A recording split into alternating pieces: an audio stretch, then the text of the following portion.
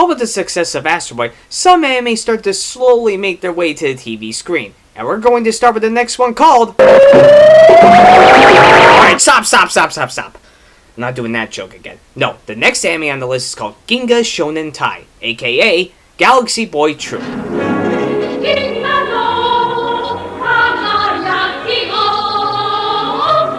Yep, this is the next one, after Astro Boy, airing on April 7th, 1963 till April 1st, 1965, with a total of 92 episodes, airing on NHK, and... Wait a second! This is preposterous! Yep, it turns out Galaxy Boy Troop is an anime puppet mix, just like Instant History with its live-action mix. However, just like Instant History, this anime has been lost as well. Luckily though, I was able to find one episode online, which, oddly enough, besides telling the story, this episode has a lot more information than I thought, and I don't just mean explain the world inside the anime. So for the first time ever, we're going to get right into the main event and review the episode. So let's see what this anime has in store, besides possibly scaring people with poopophobia. So we start off with the narrator telling a bit of exposition. 武田のマリオネットとが一緒になった野心的作品でした。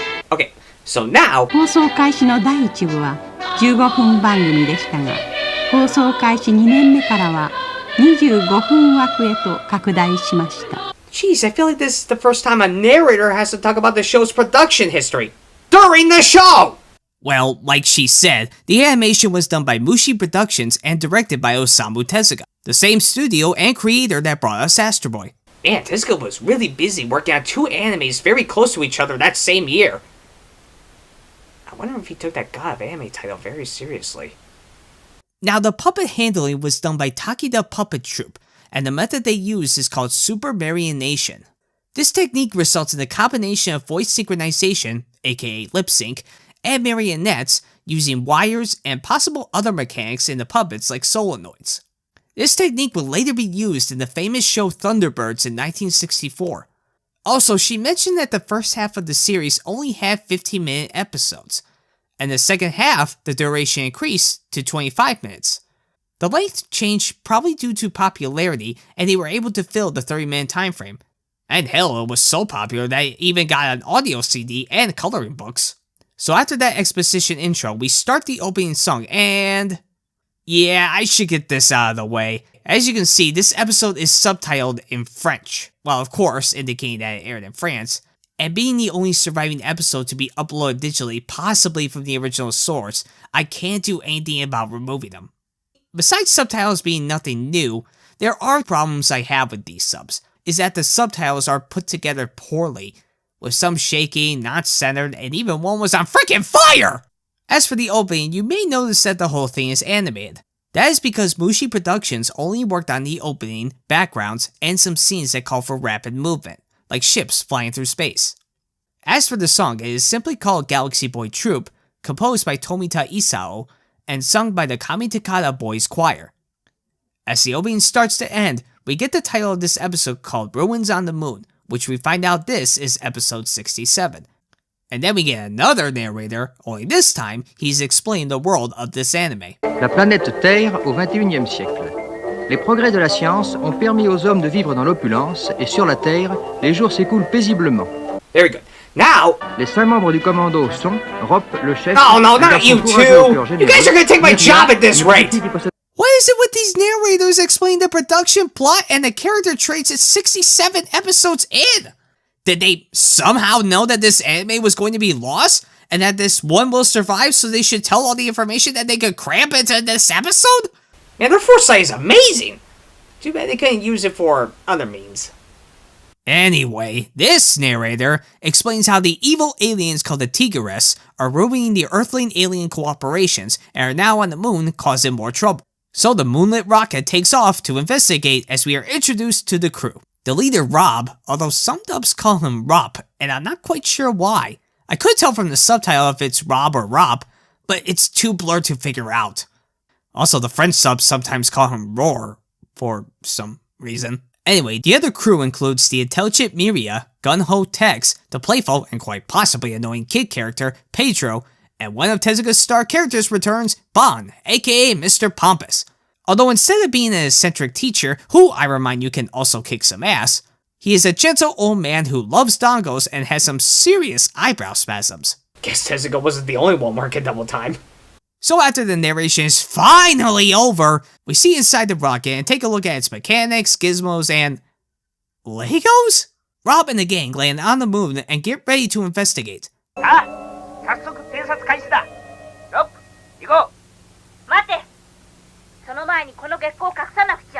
Oh, please tell me Rob is not going out like that. Seriously, why is Rob's helmet like that when all the others look airtight? And I don't think he has any superhuman abilities to breathe in space, so why? I'm sorry, I know I should line up because it's a kid's show, but it's just too distracting! Though, to be honest, if they were going to be like that, I was kind of hoping they would go all the way with Tex and Pedro's spacesuits and put their hats on their helmets. Tex, そのぐらい月へ来るなら調べときなさいよ。月では重力は6分の1。なんでも重さは地球の6分の1よ。ああ、ほんと。いや、僕も軽くなってるかな。早く外行って試してみようよ。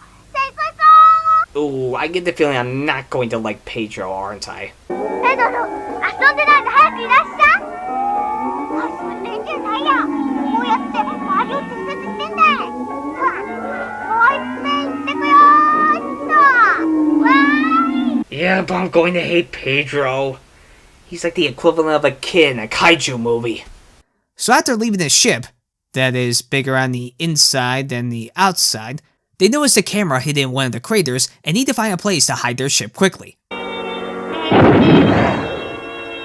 Later, they notice an enemy ship patrolling around the area, so Rob and Miria go on the Mr. 6, which by the way is a smart AI car, not joking, to scout around the area.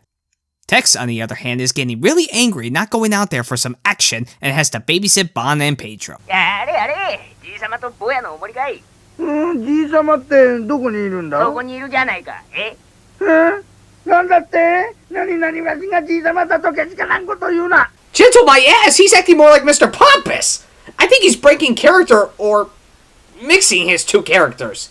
Also, I think now is about a good time to talk about the puppetry. I will admit the sets they use for the puppets are very creative, but the puppets themselves, I'm kind of mixed. And this is putting the visible strings aside. While it is impressive with the mechanics they are using to give each character their own unique twist, even with adding the different costumes to the puppets, there are times with the way they move the puppets make it seem like they are just pulling the strings.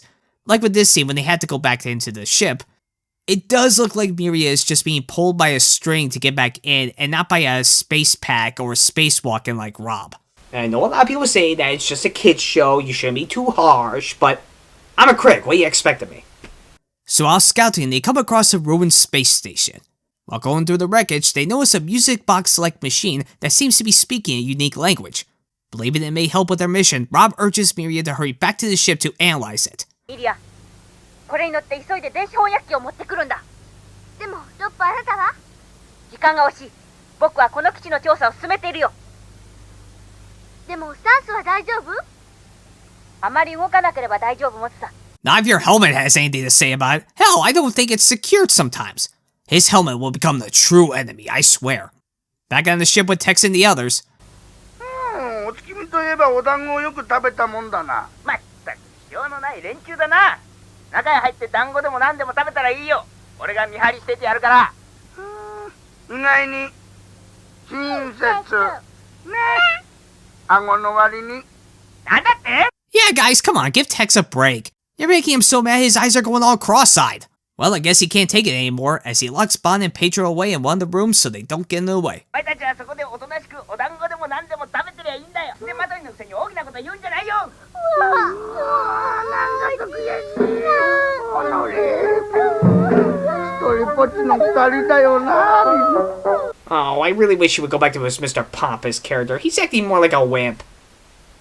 I blame you, Pedro. As Miria gets back, Tex goes out to meet her and starts to reveal his true nature. 俺はもう我慢できない。俺は反乱を起こしたよ。テックスに命令できる者はこのテックスしかいないんだ。ミリア、地球のためだ。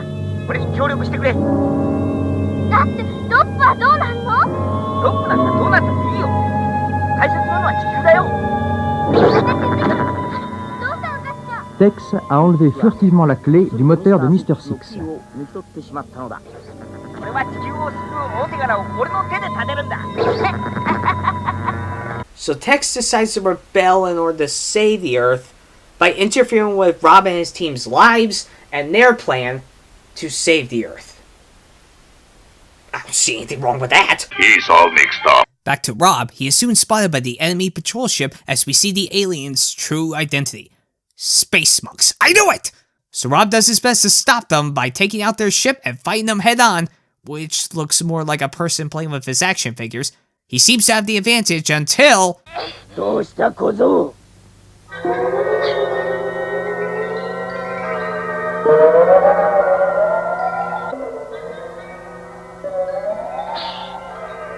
残念相手はたった一人しか残ってないのに Yes, he runs out of air thanks to the true betrayer, his own helmet. So Rob suffocates on the moon, Tex ends up screwing up the whole team, and the Earth is then enslaved by the enemy aliens. The end. Okay, that's not what happens, but it does end on a cliffhanger.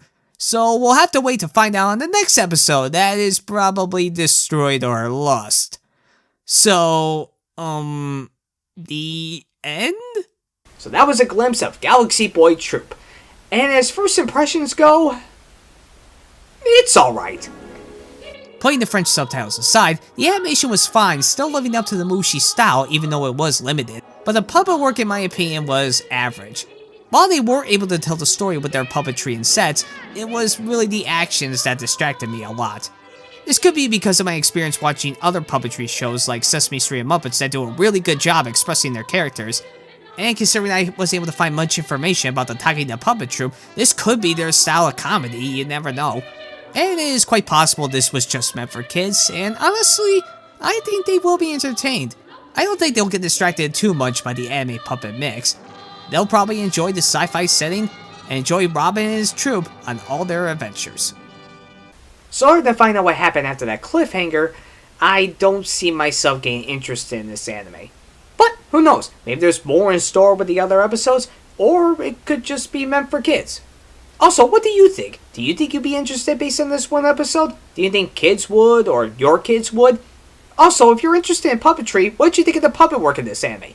Leave a comment down below, and who knows, maybe in the future we'll get all the episodes, and we'll see more adventures of Rob and the Galaxy Boy Troop. Thank you all for watching, I'm Luke, and the saga will continue.